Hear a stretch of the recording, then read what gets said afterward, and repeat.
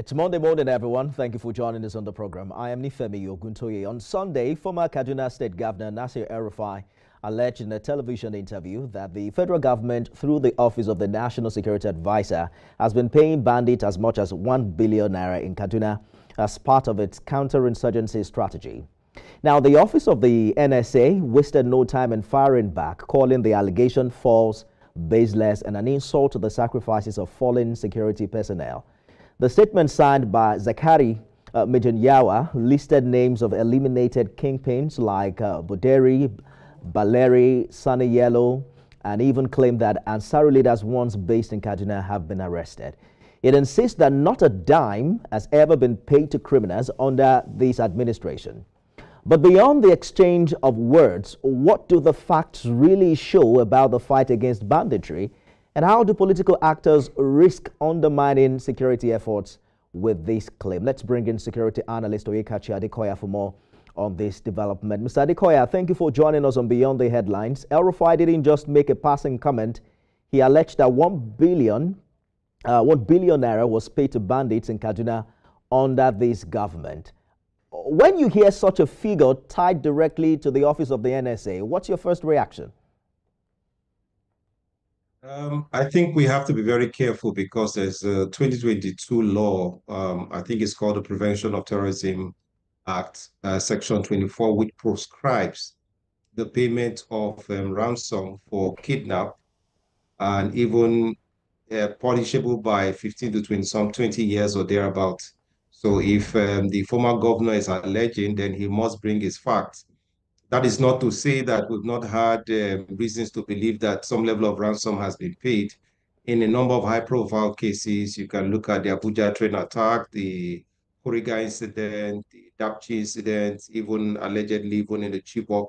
So I mean, we far about it, but to come out publicly, even the American government has a no ransom policy. Doesn't mean that any government that is sensible will come out and say that, yes, we're paying ransom. So I think that we're in a bit of a political season. We have to be a bit measured when we hear some of these comments. And if El-Rufai has evidence, perhaps he can bring it to the fore. So my own response is just to stay out of the field of speculation. I'm also wondering to what extent you think Nigerians should know exactly what's happening. The NSA's office has dismissed the claims as false, no doubt. But Nigerians, I'm sure you know, want proof beyond press statements. So, for instance, how can government more credibly demonstrate that no ransom or incentive payments are being made to bandits? If you ask me professionally, the government doesn't necessarily, because security matters are a bit sensitive. It's not everything. There's a classification of information and a need-to-know basis. Within the realm of statecraft, you can't bring everything to the fore because you must remember that government deals with a greater good, lesser evil narrative based on a case-by-case basis. Now, I'm not saying that I am for or against, but this is statecraft we're talking about here. And El-Rufai, as we know, is in opposition to this government, and he has his reasons for it. So in terms of its impact on national security and what the government should do, I think the NSA has done what any credible government would do. Remember, current President Trump claimed that the then President Obama flew over $500 billion in cash to Iran just for some form of settlement, which, of course, the then administration has also denied. So in statecraft, you will have these allegations of for and against. I think what the government should do is what it has done to lend some sense even to the law passed, because government is a continuum. No government will come and say we paid or we did not pay. That is not a matter for public discourse, because like the NSA did say, it's in a way discussing such matter, not for against, has a way of impairing certain efforts, even current ongoing efforts, which we may not know matters being handled. So I think it's something, yes, the public needs some accountability, but also government also needs to handle its business, particularly when it comes to national security, with some level of caution, I would just say. It matters though whether or not we fixing the problem from the roots, or we're just padding it. The Office of the NSA has cited peace in places like Benengwari, Gabi, and Giwa as evidence of success, but rights groups are still reporting attacks in those same local government areas. So how do we reconcile official claims of relative peace with what has been reported as continuing insecurity by ordinary Nigerians? Very important point you raised, Nifemi. Based on data that is available, even open source data, about June last year to July 2025, there have been reported about 4,222 cases of kidnapping. So while the government is making efforts, it does look as though they are shooting at a moving target.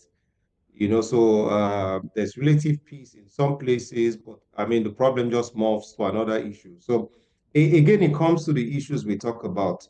We are dealing with a national security construct using assumptions that are as old as 1958 or 1960. So these issues will continue to outpace the lethargic structure that we have in dealing with the issue of insecurity. Just to chip in the point, and I keep making the point that until the federal government takes the bulk of insecurity back to the subnational government and to them, these issues, because we are slow, we are big, we are not agile, we are not nimble. We are dealing with a highly mobile, highly motivated, highly maneuvering, very situationally aware force. One man sitting in Abuja and wanting to address issues in maybe Kuriga or something, I mean, response will be lethargic. So we need to move command to the tip of the spear, to the ground where command will become most effective. And so government will continue to play catch up. And perhaps that's what El-Rufai and other right groups people are talking about.